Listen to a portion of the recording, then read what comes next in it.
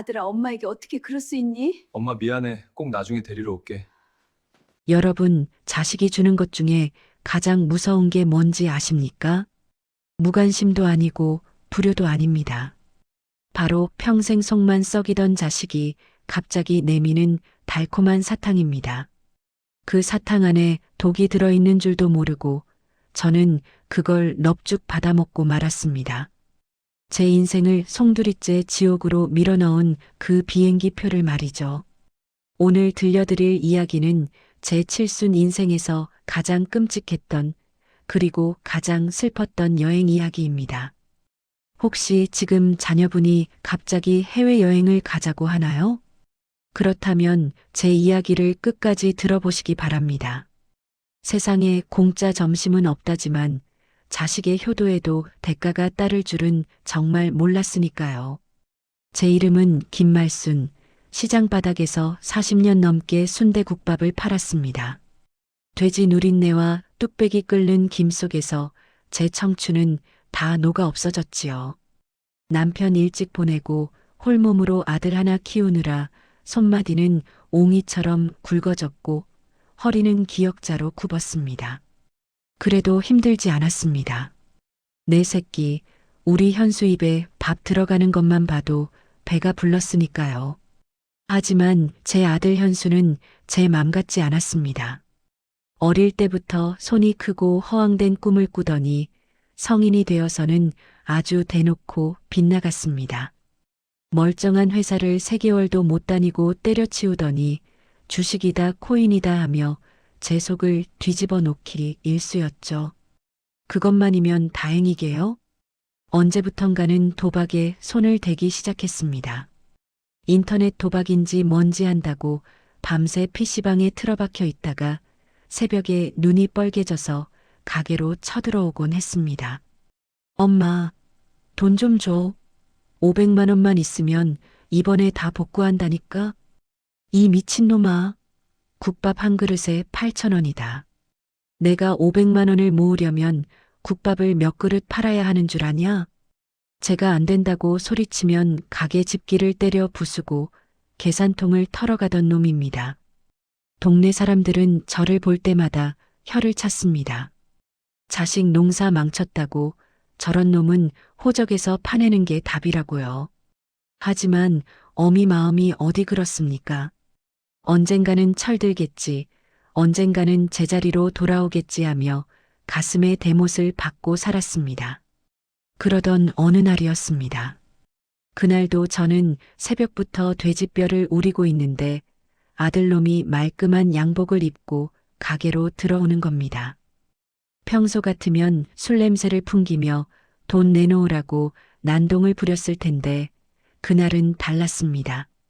표정이 어찌나 온화하고 싹싹한지 꼭 딴 사람 같았습니다. 엄마 고생 많지? 내가 그동안 진짜 미안했어. 갑작스러운 사과에 저는 국자를 떨어뜨릴 뻔했습니다. 이놈이 또 무슨 사고를 치고 돈 달라고 수작을 부리나 싶어 덜컥 겁부터 났죠. 그런데 녀석이 품에서 봉투 하나를 꺼내더군요. 돈 봉투가 아니라 비행기 티켓이었습니다. 이게 뭐냐? 비행기 표야. 캄보디아 가는 거. 엄마 평생 비행기 한번 못 타봤잖아. 앙코르와트라고 죽기 전에 꼭 가봐야 하는 데가 있대. 내 친구가 거기서 여행사 하는데 효도 상품 싸게 나왔다길래 내가 끊었어. 캄보디아. 텔레비전 여행 프로그램에서나 보던 그곳을 가자고 했습니다. 저는 의심부터 들었습니다. 내가 돈이 어디 있어서 이런 걸 끊어? 또 빚냈냐? 아니야. 나 이제 도박 끊었어. 공사 현장 나가서 기술 배우고 있어. 이건 갑을 좀 받은 거야. 엄마 호강 한번 시켜주고 나도 마음 잡고 새 출발하려고. 아들의 눈이 젖어 있었습니다. 투박한 제 손을 잡으며 엄마 나 믿어줘. 이번이 진짜 마지막 효도라고 생각하고 딱 한 번만 눈 딱 감고 가자 하는데 마음이 스르르 녹아내리더군요. 그래, 내 정성이 하늘에 닿았구나. 드디어 우리 현수가 정신을 차렸구나 싶었습니다. 평생 시장통을 벗어나 본 적 없는 저에게 해외여행이라는 말은 마치 꿈만 같았죠. 그날부터 저는 딴 세상 사람이 되었습니다. 시장통 사람들에게 어찌나 자랑을 하고 다녔는지 모릅니다. 아이고, 김씨. 우리 아들이 글쎄 캄보디아를 가자네. 비싼 비행기 표까지 다 끊어왔어. 어머, 말순 언니 좋겠네. 아들이 속 썩이더니 드디어 효도하네. 주변에 부러움 섞인 인사를 받을 때마다 어깨가 으쓱했습니다. 지난 수십 년의 고생이 다 보상받는 기분이었죠.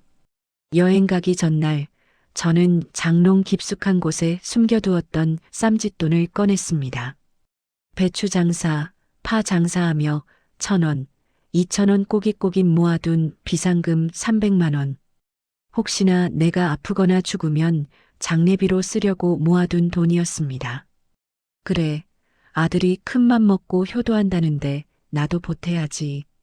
가서 맛있는 것도 사 먹이고 기 죽지 말아야지. 저는 그 돈을 전부 달러로 바꿨습니다. 새로 산 꽃무늬 원피스에 챙이 넓은 모자까지 쓰고 공항에 도착했을 때 저는 세상 모든 것을 다 가진 기분이었습니다. 인천공항의 그 화려한 불빛, 웅성거리는 사람들, 모든 게 저를 축복해 주는 것 같았습니다. 그런데 말입니다.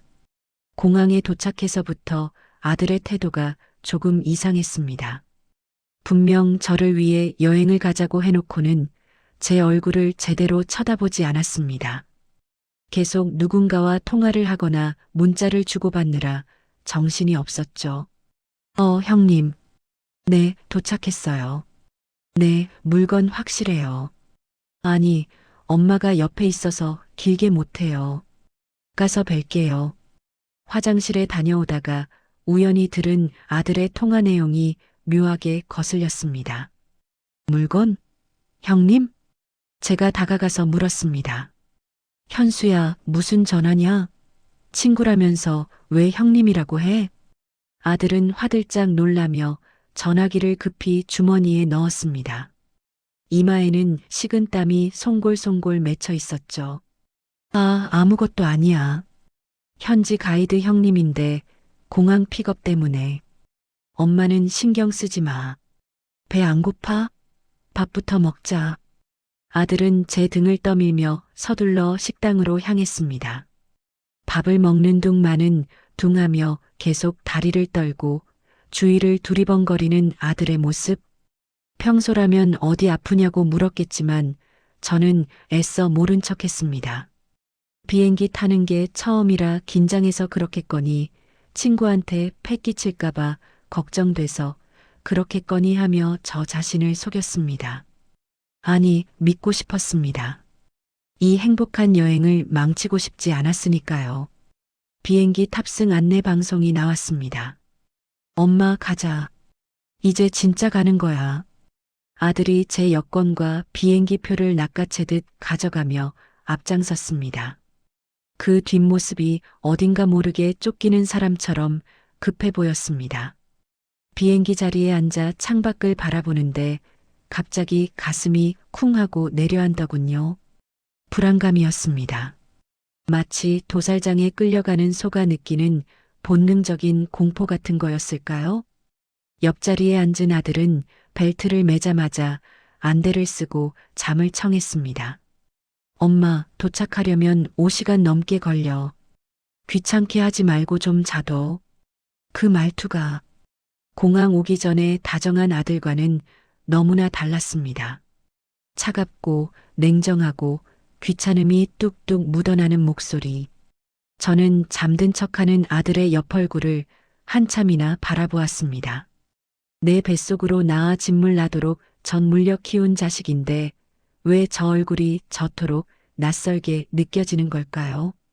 비행기가 굉음을 내며 활주로를 달리기 시작했습니다.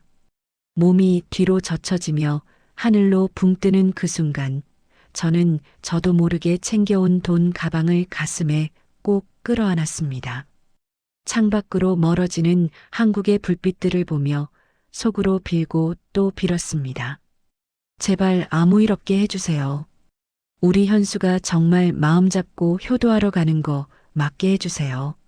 하지만 여러분, 슬픈 예감은 왜 한 번도 틀리는 법이 없을까요? 제가 타고 있던 그 비행기는 앙코르와트로 가는 관광 비행기가 아니었습니다.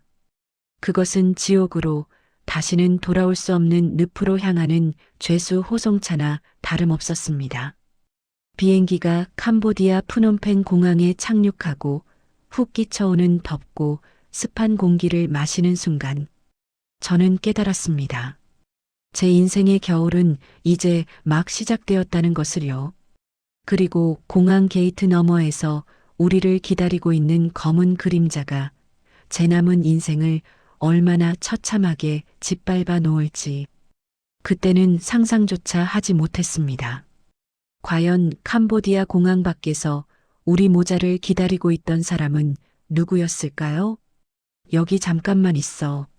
나 금방 올게. 그리고 사라진 아들. 지옥으로 들어가는 문은 생각보다 평범했습니다. 아니, 오히려 너무 조용해서 더 소름 끼치는 곳이었습니다. 비행기에서 내리자마자 훅 끼쳐오던 캄보디아의 덥고 습한 공기. 그 끈적한 바람이 제 목덜미를 감쌀 때 저는 본능적으로 옷깃을 여몄습니다. 아들은 공항을 빠져나오자마자 누군가에게 전화를 걸더니 저를 곧장 낡은 승합차로 이끌었습니다. 현수야, 우리 호텔로 가는 거냐? 가이드 양반은 안 오고? 제 물음에 아들은 퉁명스럽게 대답했습니다. 호텔은 무슨, 친구 형님이 운영하는 식당으로 갈 거야. 거기서 짐 풀고 밥부터 먹자고. 한국 음식 끝내주게 하는 곳이라니까. 차창 밖 풍경은 제가 상상했던 관광지가 아니었습니다. 화려한 사원이나 야자수 같은 건 보이지 않았습니다. 비포장도로를 달릴 때마다 차가 덜컹거렸고 가로등 하나 없는 칠흑 같은 어둠 속으로 점점 깊이 들어갈 뿐이었습니다. 창밖으로 스치듯 보이는 건 무너져가는 판잣집들과 쓰레기 더미, 그리고 눈이 풀린 채 거리를 배회하는 사람들 뿐이었죠. 현수야, 여기가 맞냐? 너무 외진데 아니냐? 불안한 마음에 제가 아들의 옷자락을 잡았습니다. 아들은 제 손을 귀찮다는 듯 뿌리치며 짜증을 냈습니다. 아, 좀 가만히 있어. 다 왔다니까. 엄마는 의심이 왜 그렇게 많아? 내 친구가 사장이라니까. 30분을 더 달려 도착한 곳은 푸놈펜 외곽의 어느 으슥한 공장 지대였습니다. 높은 담벼락 위에는 깨진 유리병 조각들이 박혀 있었고 녹슨 철대문이 굳게 닫혀 있었습니다. 식당 간판이 있긴 했지만 불은 꺼져 있었고 창문은 안이 보이지 않게 검은 시트지로 가려져 있었죠. 누가 봐도 밥을 파는 식당이 아니라 사람을 가두는 감옥 같은 느낌이었습니다. 기익, 쇠 긁는 소리를 내며 철대문이 열렸습니다. 마당에는 덩치가 산만한 험상궂은 남자들이 담배를 피우며 서성거리고 있었고 그들 허리춤에는 몽둥이 같은 것이 매달려 있었습니다. 가슴이 쿵쾅거렸습니다. 이건 아니다. 뭔가 잘못됐다 싶어 아들을 쳐다봤습니다. 그런데 아들의 표정이 묘했습니다. 겁을 먹은 것 같기도 하고 무언가 결심한 듯 입술을 깨물고 있기도 했죠.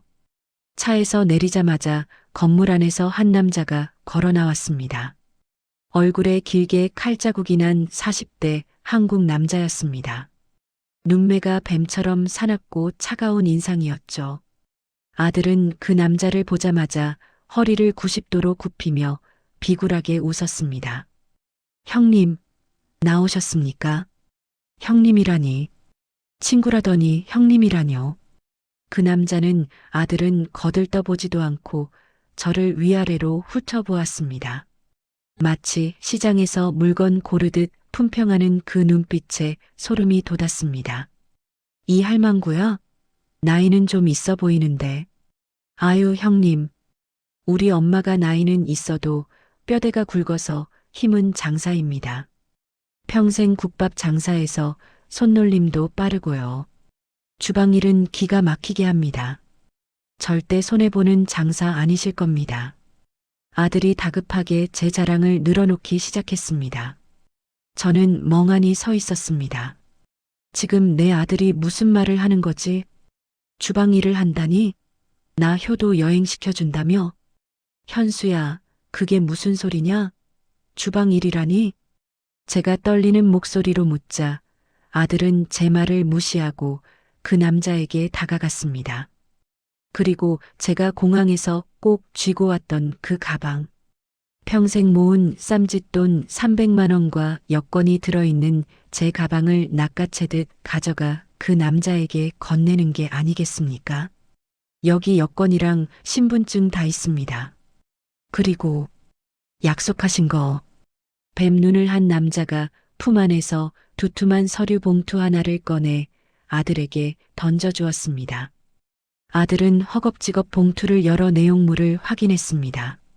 누런 5만 원권 지폐 뭉치와 달러 뭉치. 대충 봐도 3천만 원은 좋게 되어 보이는 큰 돈이었습니다. 됐지? 빚 2천 탕감해주고 차비 명목으로 1,000 더 얹어준 거다. 대신 도망가거나 딴소리하면 내 콩팥 하나로 안 끝나는 거 알지? 네, 네. 감사합니다, 형님. 진짜 감사합니다. 아들은 돈 봉투를 품에 안고 뛸 듯이 기뻐했습니다. 저는 그제야 상황 파악이 되기 시작했습니다. 하지만 믿을 수가 없었습니다. 아니, 믿고 싶지 않았습니다. 설마 내 배 아파 낳은 자식이 나를 팔아넘긴 건 아니겠지. 빚 때문에 쫓기는 상황이라 잠시 맡기는 거겠지. 현수야, 너 지금 돈 받은 거냐? 저게 무슨 돈이냐? 엄마 여권은 왜 저 사람을 줘? 제가 아들의 팔을 붙잡고 매달렸습니다. 아들은 제 눈을 똑바로 쳐다보지 못했습니다. 시선을 바닥에 둔 채 떨리는 목소리로 말했죠. 엄마, 미안해. 나 진짜 죽을 것 같아서 그래. 이 사람들 무서운 사람들이야. 돈 안 갚으면 나 죽인대. 그래서 이 애미를 여기다 두고 가겠다고? 금방 올게. 진짜야. 내가 한국 가서 돈 벌어서 딱 1년만 있으면 엄마 데리러 올게. 여기 사장님이 내 친구니까 엄마 함부로 안 할 거야. 그냥 밥 좀 해주고 청소 좀 하면서 쉬고 있어. 알았지? 거짓말. 새빨간 거짓말이었습니다. 1년 뒤에 온다는 놈이 여권은 왜 넘기며 내 비상금 가방은 왜 뺏어간단 말입니까? 아들은 제 팔을 거칠게 떼어냈습니다. 그리고 뒤도 돌아보지 않고 대기하고 있던 승합차 쪽으로 뛰어가기 시작했습니다. 현수야, 이놈아, 현수야. 제가 신발이 벗겨지는 줄도 모르고 뒤따라 뛰어가려는데 억센 소나기가 제 뒷목을 낚아챘습니다. 뱀 눈 사내의 부하들이었습니다. 그들은 짐짝처럼 저를 바닥에 패대기 쳤습니다. 아이고 현수야, 엄마 무섭다. 나 좀 데려가라. 현수야. 바닥에 엎어진 채 울부짖었지만 승합차는 흙먼지를 일으키며 어둠 속으로 사라져버렸습니다. 아들은 끝까지 뒤를 돌아보지 않았습니다. 차 꽁무니가 보이지 않을 때까지 저는 목이 터져라 아들의 이름을 불렀습니다. 내 자식이 나를 버렸다는 사실보다 저 컴컴한 어둠 속에 홀로 남겨졌다는 공포가 더 컸습니다. 차 소리가 완전히 사라지고 정막만이 감돌자 뱀눈 사내가 제 앞으로 다가왔습니다. 그는 제 앞에 쭈그리고 앉아 담배 연기를 제 얼굴에 뿜으며 말했습니다. 아줌마 목청 좋네. 그만 울어. 아줌마 아들은 이미 갔어. 사장님, 제발이요. 제가 돈 드릴게. 제 가방에 300만 원 있어요. 그거 다 가지시고 저 좀 보내주세요. 네. 제가 바짓가랑이를 붙잡고 빌자 사내는 피식 비웃음을 터뜨렸습니다. 300만 원? 그 푼돈은 이미 내 거고. 아줌마 몸값은 3천만 원이야. 당신 아들이 도박빚 대신 당신을 나한테 팔았다고. 이해가 안 돼? 팔았다. 그 단어가 비수처럼 가슴에 꽂혔습니다. 하늘이 무너지고 땅이 꺼진다는 게 이런 기분일까요? 숨을 쉴 수가 없었습니다. 눈앞이 하얗게 변하고 심장이 멈추는 것 같았습니다. 평생을 바쳐 키운 자식이 국밥 팔아 뒷바라지한 내 새끼가 고작 도박빚 3천만 원에 어미를 인신매매단에 넘겼다는 사실. 차라리 꿈이기를, 차라리 내가 지금 미친 것이기를 바랐습니다. 자, 상황 파악 끝났으면 일어나. 오늘부터 밥값 해야지.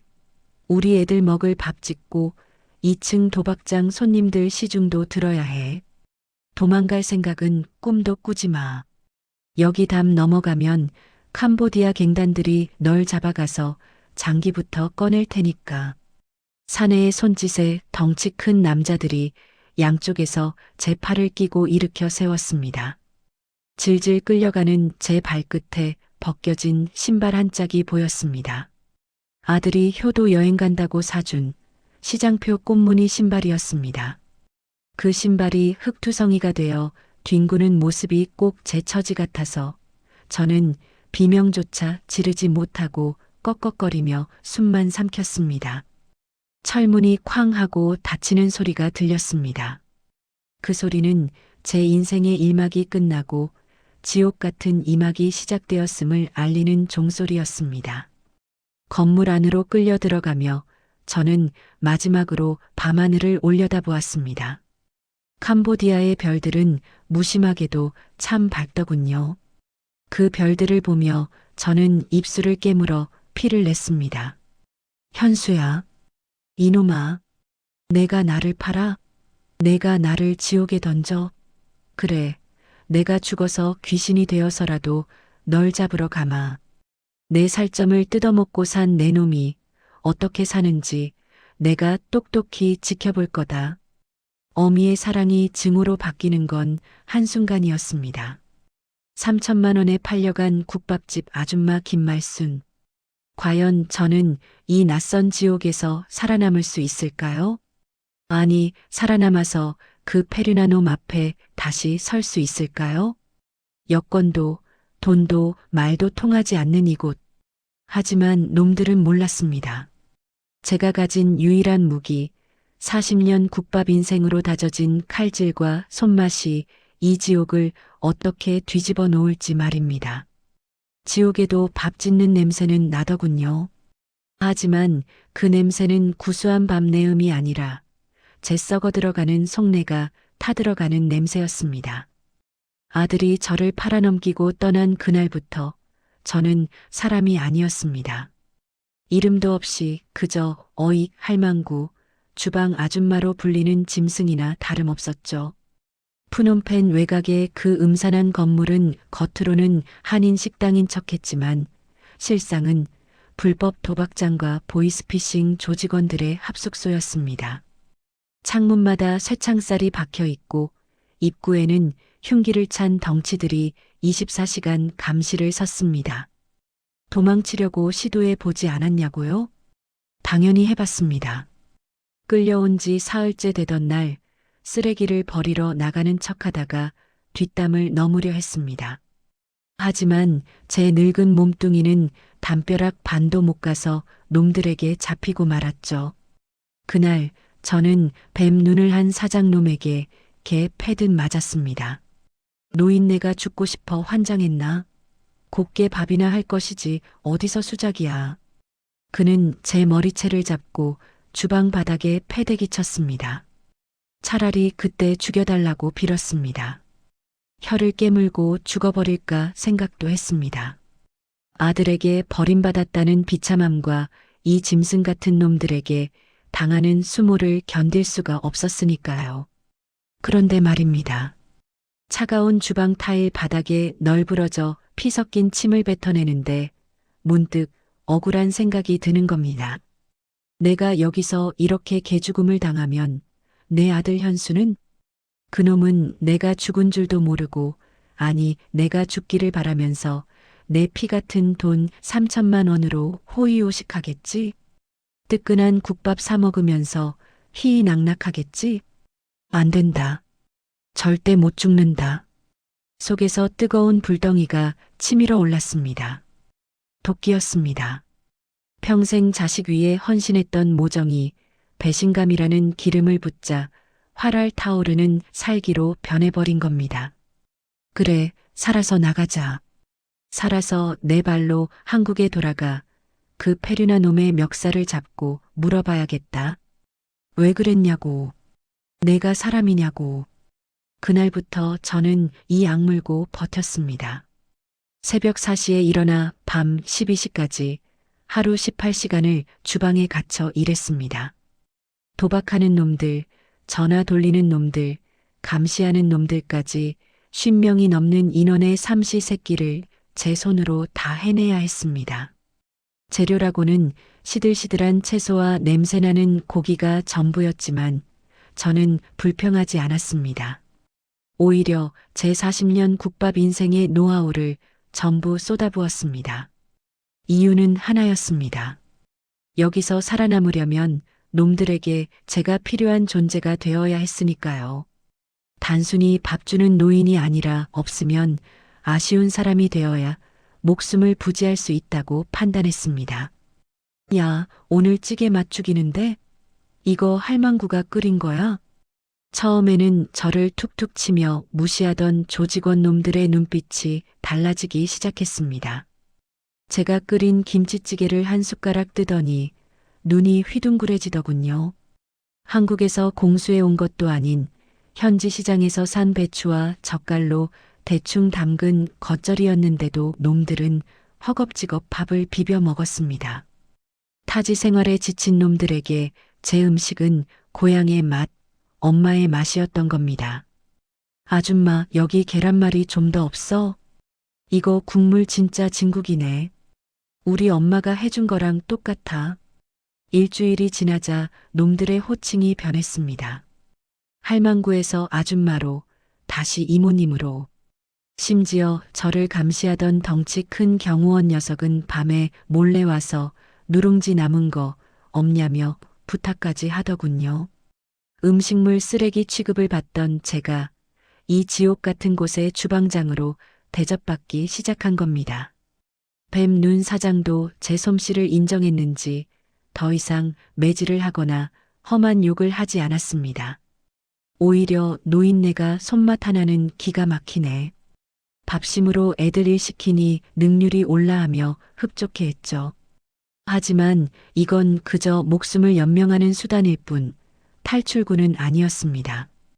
여권은 금고에 있고 밖에는 총든 경비들이 버티고 있으니까요. 기회는 전혀 예상치 못한 곳에서 마치 운명처럼 찾아왔습니다. 어느 날 오후였습니다. 갑자기 식당 전체에 비상이 걸렸습니다. 조직원들이 헐레벌떡 뛰어다니며 청소를 하고 뱀눈 사장은 양복으로 갈아입고 안절부절 못하며 입구에 서 있었습니다. 아, 다들 똑바로 해. 오늘 회장님 오시는 날이야. 실수하면 다 목 날아갈 줄 알아. 회장님, 이 불법 도박장과 캄보디아 일대 사업장을 거느린 실질적인 물주, 즉 보스가 온다는 거였습니다. 잠시 후 검은 세단 여러 대가 마당으로 들어오고 경호원들의 호의를 받으며 한 노신사가 들어왔습니다. 백발이 성성한 그는 한눈에 봐도 병색이 짙어 보였습니다. 피골이 상접할 정도로 말랐고 얼굴에는 핏기 하나 없었죠. 소문에 의하면 한국계 캄보디아 재벌인데 심각한 거식증과 우울증을 앓고 있다고 했습니다. 뱀 눈 사장이 90도로 허리를 굽히며 아부를 떨었습니다. 회장님 오셨습니까? 식사 준비에 올리겠습니다. 최고급 랍스터와 스테이크를 공수해 놨습니다. 하지만 회장이라는 노인은 손을 휘저으며 인상을 찌푸렸습니다. 치워. 냄새만 맡아도 역해. 죽이나 한 그릇 가져와. 그는 자리에 앉자마자 물만 한 모금 마시고 눈을 감아버렸습니다. 주방에 비상이 걸렸습니다. 랍스터니 전복이니 온갖 비싼 요리를 내갔지만 노인은 숟가락도 들지 않고 물려버렸습니다. 뱀 눈 사장의 얼굴이 사색이 되어 주방으로 뛰어들어왔습니다. 아, 이 할망구야. 빨리 아무거나 만들어봐. 회장님 입맛 돌게 할 만한 거 없어? 만약 회장님 그냥 가시면 너 오늘 죽을 줄 알아. 그가 제 목에 식칼을 들이밀며 협박했습니다. 저는 직감했습니다. 이게 기회다. 저 병든 노인의 입을 열게 하면 내가 살 길이 열릴 수도 있다. 저는 냉장고를 뒤졌습니다. 비싼 재료는 필요 없었습니다. 구석에 처박혀 있던 시어 빠진 묵은지 한 포기, 그리고 시장에서 사온 재래식 된장 조금. 그거면 충분했습니다. 저는 뚝배기를 불에 올렸습니다. 멸치도 없어서 마른 새우를 볶아 육수를 내고 쌀뜨물을 부어 된장을 풀었습니다. 거기에 묵은지를 씻어서 쫑쫑 썰어 넣고 청양고추 2개를 툭툭 분질러 넣었죠. 보글보글 구수하면서도 쿰쿰한 한국 사람이라면 영혼이 반응할 수밖에 없는 냄새가 주방을 가득 채웠습니다. 기름진 랍스터 냄새에 질려있던 식당 안에 토속적인 된장 냄새가 퍼져나갔습니다. 저는 갓 지은 하얀 쌀밥에 뚝배기 하나, 그리고 들기름에 묻힌 오이지 한 접시를 쟁반에 담았습니다. 이거 가지고 나가라. 뱀 눈 사장은 미쳤어? 회장님한테 이런 개밥 같은 걸 주라고? 하며 화를 냈지만 시간이 없었습니다. 저는 제가 직접 쟁반을 들고 홀로 나갔습니다. 경호원들이 막아섰지만 회장이 코를 킁킁거리더니 손을 들어 제지했습니다. 잠깐, 이게 무슨 냄새야? 노인의 눈이 번쩍 뜨였습니다. 저는 말없이 뚝배기를 노인 앞에 내려놓았습니다. 누런 국물 위로 두부와 묵은지가 뭉근하게 끓고 있는 투박하기 그지없는 된장찌개였습니다. 식당 안에 정적이 흘렀습니다. 모두가 숨을 죽이고 노인의 반응을 기다렸습니다. 노인이 떨리는 손으로 숟가락을 들었습니다. 국물을 한 숟가락 떠서 입에 넣는 순간 그의 앙상한 목을대가 꿀꺽하고 움직였습니다. 그리고 잠시 후 으흐흑 믿을 수 없는 일이 벌어졌습니다. 천하를 호령한다던 회장이라는 노인이 숟가락을 든 채 어린아이처럼 흐느끼기 시작한 겁니다. 눈물이 주름진 뺨을 타고 흘러내려 밥그릇 위로 뚝뚝 떨어졌습니다. 이 맛이야. 우리 어머니가 내가 어릴 때 끓여주던 그 맛이야. 50년 동안 찾던 맛이 여기 있었어. 노인은 체면도 잊은 채 뚝배기채 들고 국물을 마시고 밥을 말아 허겁지겁 먹기 시작했습니다. 그릇을 싹 비운 그는 땀과 눈물로 범벅이 된 얼굴로 저를 올려다보았습니다. 그 눈빛은 더 이상 저를 식모로 보는 눈이 아니었습니다.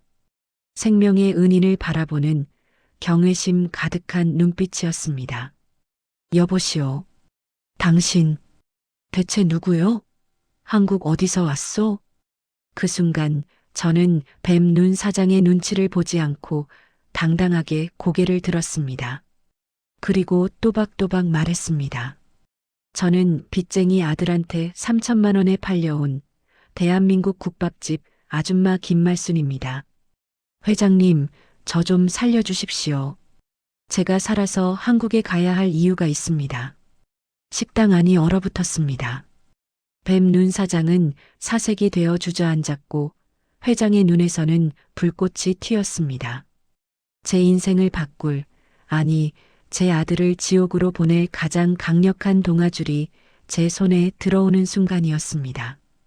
된장찌개 한 그릇이 불러온 기적. 과연 이 회장은 저를 어떻게 도와줄까요? 사람이 죄를 지으면 발 뻗고 못 잔다는 말, 다 옛말인가 봅니다. 제 아들 현수는 아주 두 다리 쫙 뻗고 그것도 모자라 콧노래까지 부르며 살고 있더군요. 제가 캄보디아의 그 찜통 같은 주방에서 피눈물을 흘리며 버틴 1년 동안 그놈은 제가 죽은 줄로만 알고 있었으니까요. 아니, 죽기를 간절히 바랐겠죠. 오늘은 제 인생에서 가장 통쾌했던, 하지만 가장 가슴 시렸던 그날의 이야기를 해드리려 합니다. 캄보디아 회장님, 이제는 제 양아들이 된 그분의 도움으로 저는 지옥에서 빠져나올 수 있었습니다.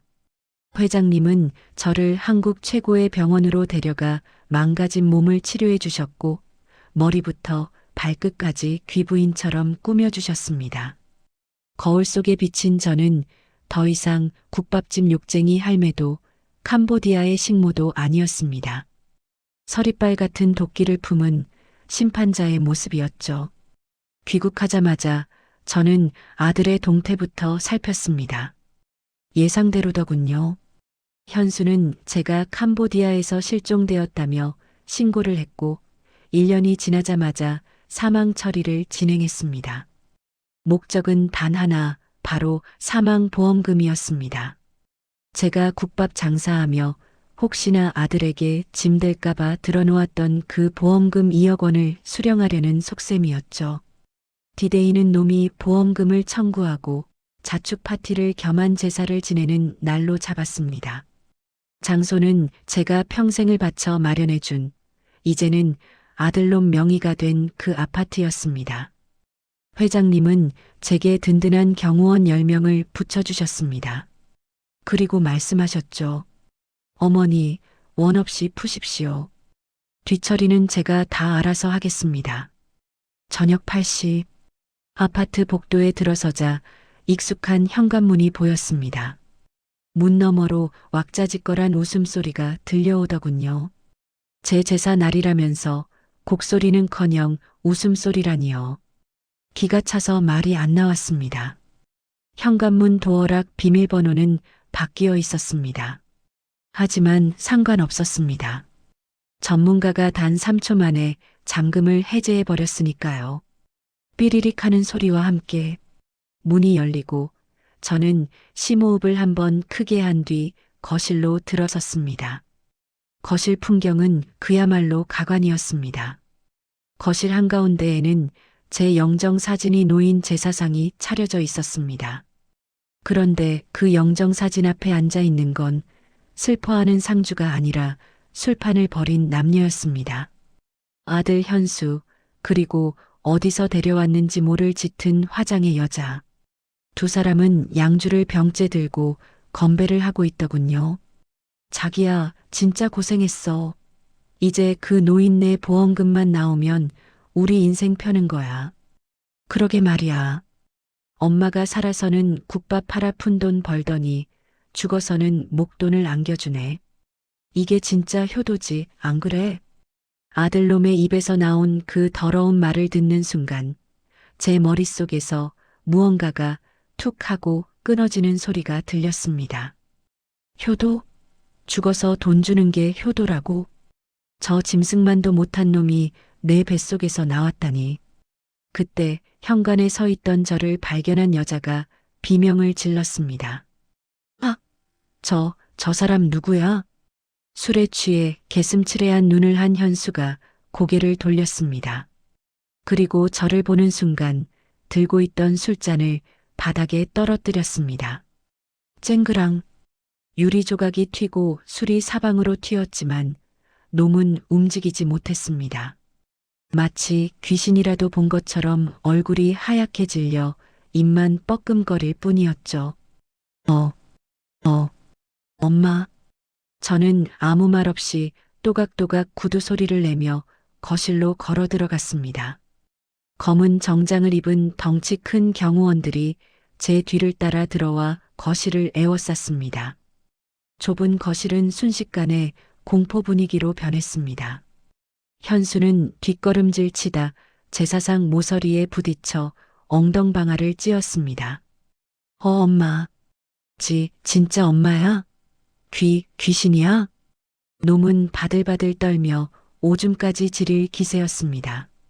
캄보디아에 팔아넘긴 엄마가 그것도 1년 만에 살아서 저승사자 같은 덩치들을 데리고 나타났으니 오죽했겠습니까? 저는 제 영정 사진이 놓인 상 앞으로 다가갔습니다. 향냄새가 역겹게 느껴지더군요.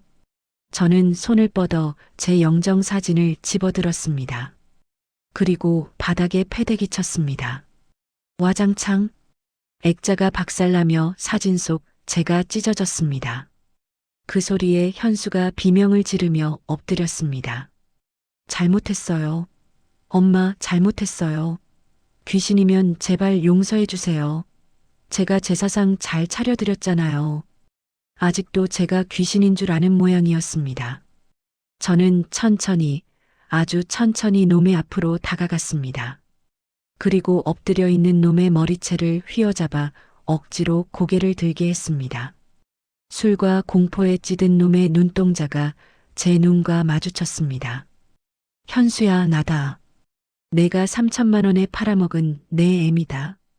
제 목소리는 지옥에서 올라온 것처럼 낮고 차가웠습니다. 그제야 현수는 제가 살아있는 사람이라는 걸 깨달았는지 눈동자가 흔들리기 시작했습니다. 안도감과 공포가 뒤섞인 기괴한 표정이었죠. 살아있었어? 어떻게? 캄보디아에서 어떻게 왔어? 왜? 내가 거기서 객사에서 뼈만 남았어야 하는데 이렇게 멀쩡히 살아서 돌아오니까 실망스럽냐? 아니야. 엄마, 오해하지 마. 나는 엄마 잃어버리고 얼마나 찾았는데. 브로커 그 새끼한테 속은 거야. 나 진짜 억울해. 끝까지 거짓말이었습니다. 1년 만에 만난 어미한테 반성은커녕 변명부터 늘어놓는 저 혓바닥. 더 이상 들을 가치도 없었습니다.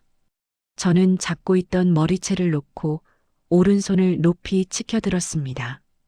국밥집에서 무거운 뚝배기를 나르며 단련된 억세고 거친 제 손바닥이었습니다.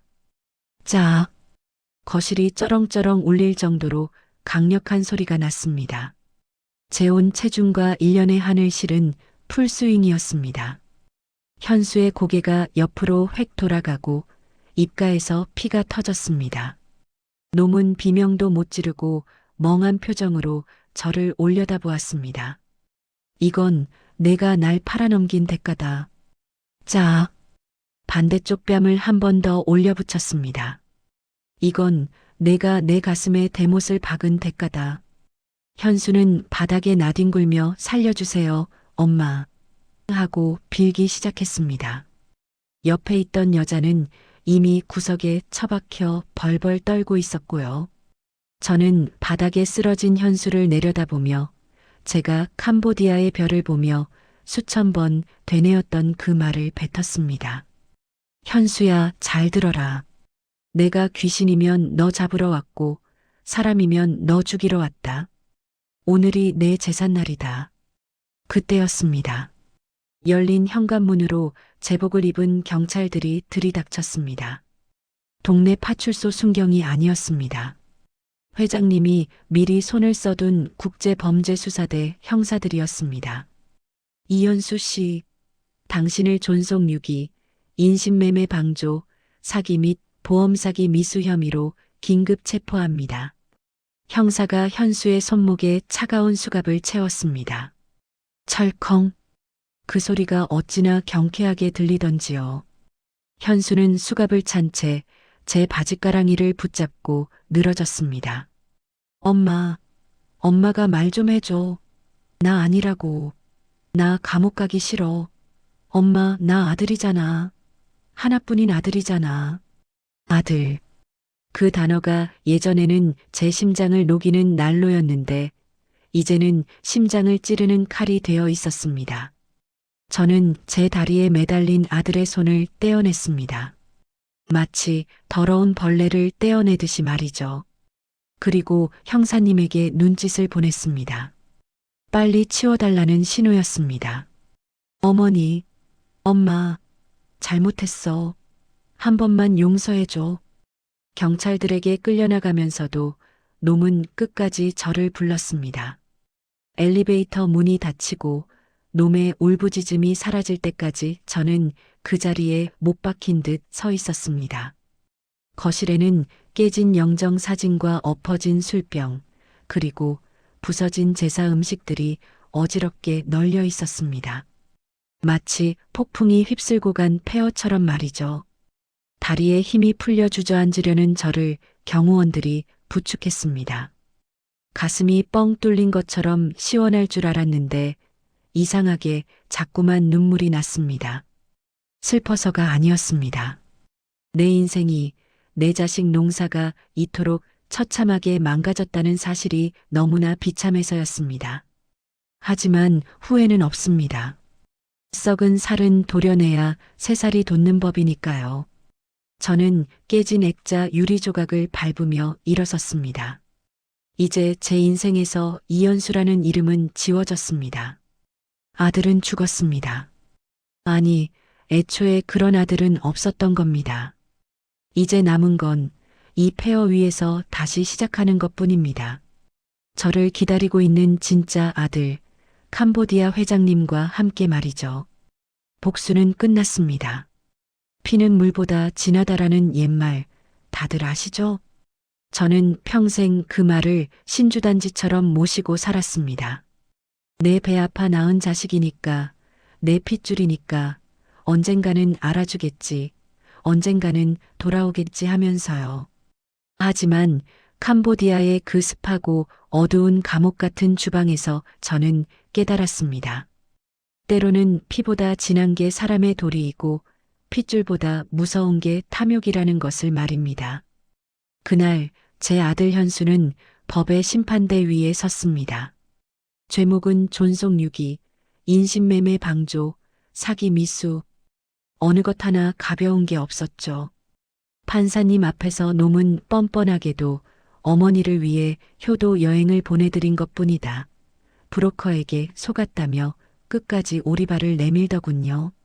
하지만 캄보디아 회장님이 보내준 변호인단과 국제범죄수사대의 증거 앞에서는 놈도 더 이상 버틸 재간이 없었습니다. 피고인 이현수에게 징역 15년을 선고한다. 판사님의 주문이 떨어지는 순간 법정 안에 있던 방청객들이 술렁였습니다. 15년. 제 나이 70을 생각하면 제가 살아생전 놈의 얼굴을 다시 볼 일은 거의 없다는 뜻이었죠. 포승줄에 묶여 끌려나가던 놈이 저를 보고 악을 쓰더군요. 엄마, 나 좀 살려줘. 내가 잘못했어. 나가서 돈 벌어서 다 갚을게. 변호사 좀 바꿔줘. 그 절규를 듣는데 이상하게도 가슴이 미어지는 게 아니라 아주 차갑게 식어버리는 기분이었습니다. 돈. 마지막 순간까지 놈의 입에서는 돈 타령뿐이었습니다. 저는 눈 하나 깜짝하지 않고 놈에게 등을 돌렸습니다. 그게 제가 놈에게 보여준 마지막 모습이었습니다.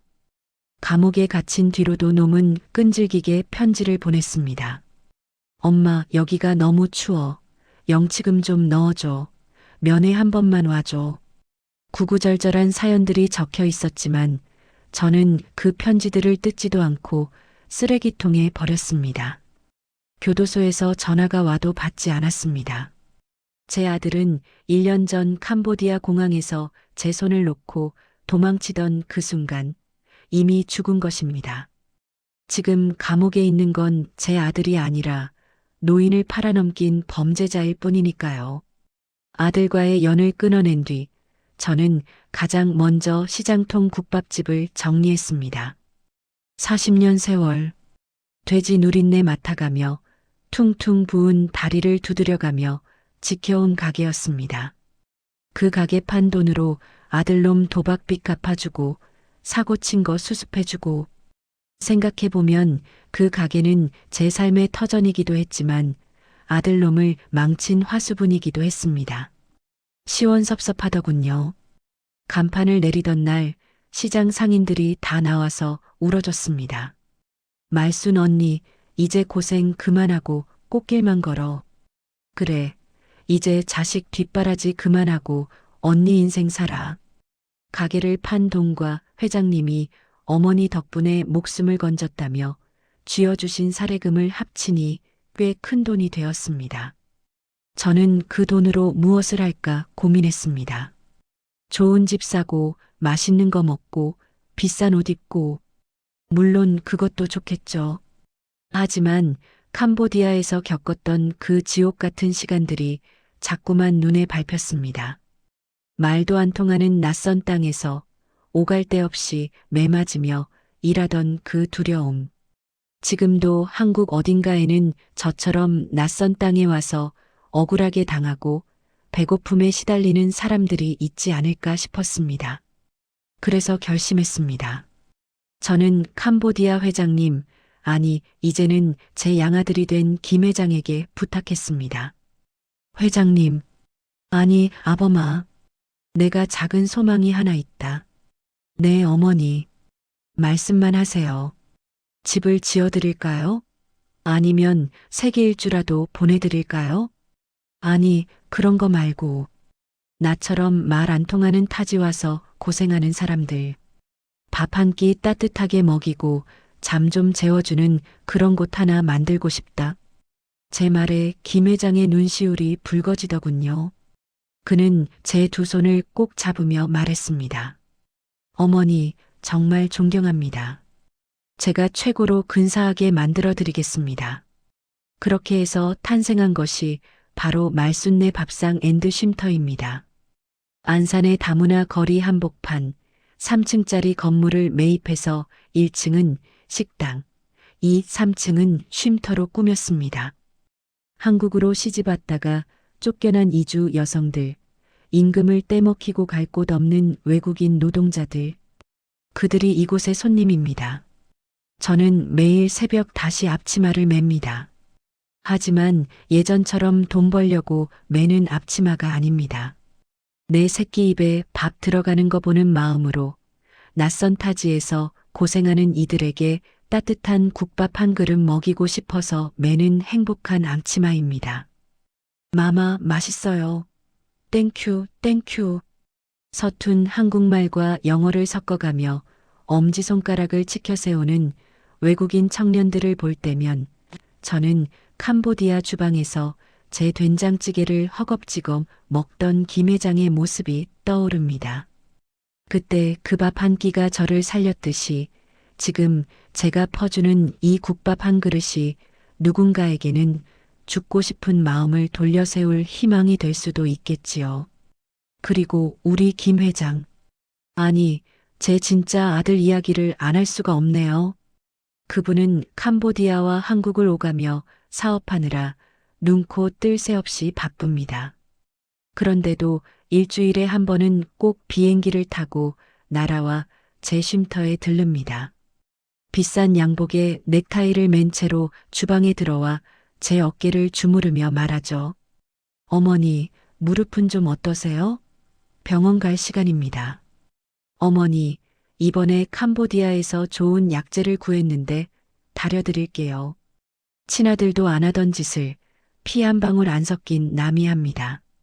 어느 날은 제가 물어봤습니다. 회장님, 나는 배운 것도 없고 가진 것도 없는 늙은인데 왜 이렇게까지 하시오? 그러자 김 회장이 제 손을 잡고 씩 웃으며 그러더군요. 어머니가 끓여준 그 된장찌개. 그게 제 목숨줄이었습니다. 그리고 어머니가 저를 볼 때마다 밥은 먹었냐고 물어봐 주시는 그 눈빛이 일찍 돌아가신 제 친어머니랑 똑같습니다. 그래서 좋습니다. 그냥 어머니라고 부를 수 있는 분이 계신 것만으로도 저는 든든합니다. 그 말을 듣는데 가슴 한구석에 맺혀있던 응어리가 눈 녹듯이 사라지더군요.